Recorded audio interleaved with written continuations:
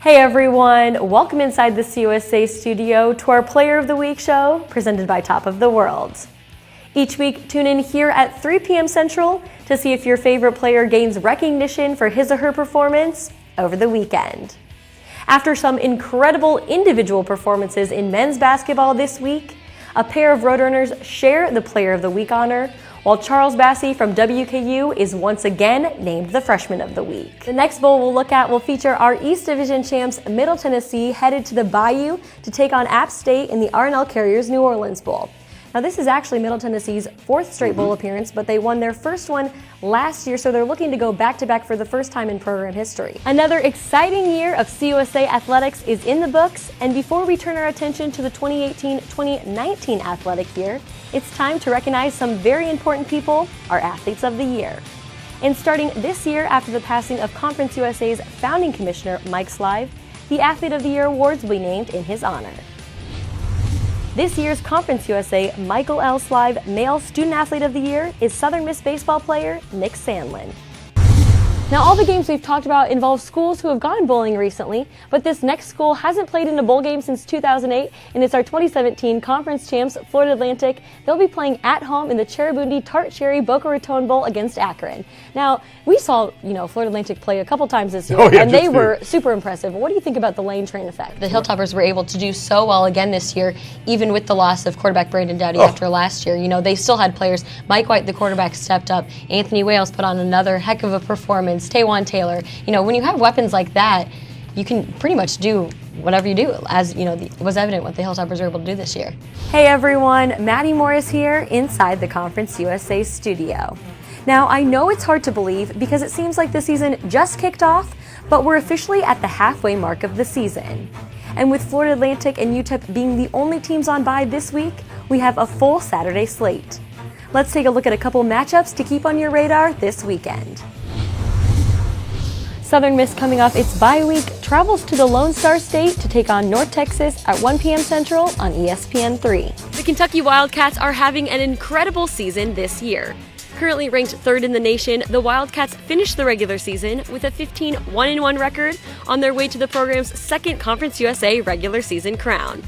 Now playing in the championship match for the first time since 2008, let's see how the Wildcats got to this point. For the second consecutive year, the UTSA Roadrunners are crowned the Conference USA Women's Golf Champions. Entering the final day of competition, trailing first place Old Dominion by a stroke, the Roadrunners fired off a 7-under par 281, tying the program's best round in school history and taking the top spot on the leaderboard.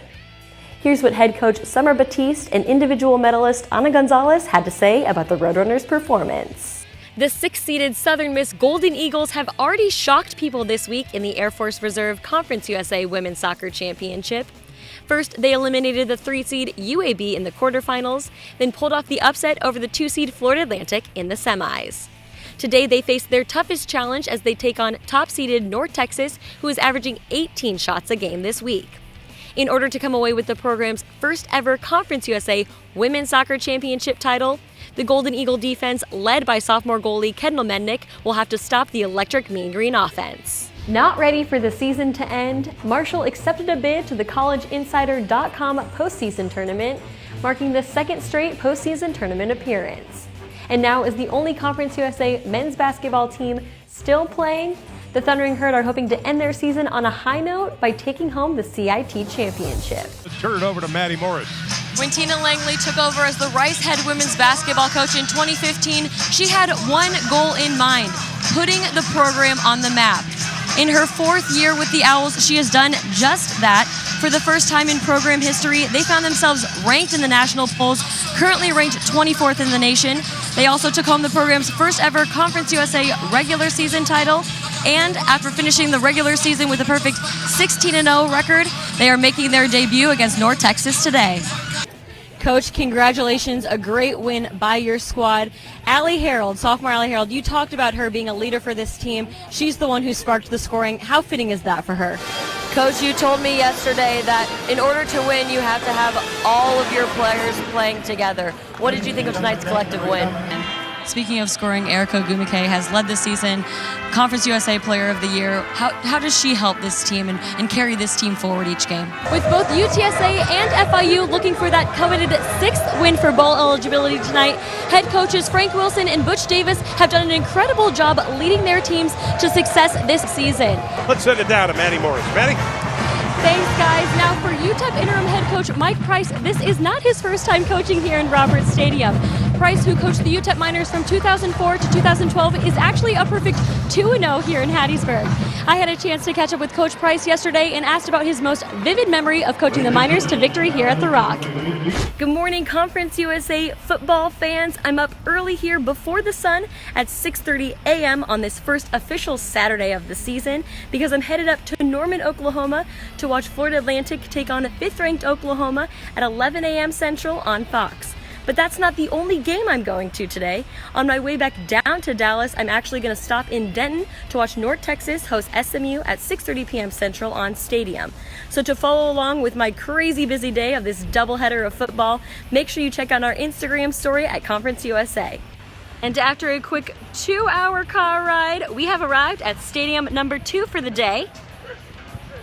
Apogee Stadium, home of the North Texas Mean Green, taking on SMU at 6:30 p.m. Central on Stadium. The Blazers will be taking on the Charlotte 49ers for their first conference game of the season at 6 p.m. Central on ESPN3. Charlotte has already played a conference game this year. They played Old Dominion a couple weeks ago, came away with the win, but this is the Blazers' first conference game of the season, and not only are they trying to win their first conference game of the season, but they're trying to break a program record for home wins in a row. They currently are 8-0 here at Legion Field, trying to make it 9-0, so make sure you tune into ESPN3 at 6 p.m. Central to see if they can get it done or if Charlotte will go 2-0 in conference play. Hey everyone, happy Championship Saturday. Maddie Morris here in Murfreesboro, Tennessee, where the Middle Tennessee Blue Raiders are about to take on the UAB Blazers in the 2018 Globe Life Conference USA Football Championship. Two great teams, I'll show you. UAB right there, obviously they have an incredible story. They weren't even playing against opponents 2 years ago, and here we are now, them playing for a conference championship. Then we have Middle Tennessee over here. The storyline there is obviously the Stockstill family. Head coach Rick Stockstill, Brent the quarterback, taking Floyd Stadium for one last time together. Game starts at 12:30 p.m. Central on CBS Sports Network. Now here with Coach Montgomery. Coach, I guess just your thoughts. Oh, I don't know. Right now I'm scrambled, right? I'm just so proud. And when we beat 2 NCAA caliber teams, and there's no way.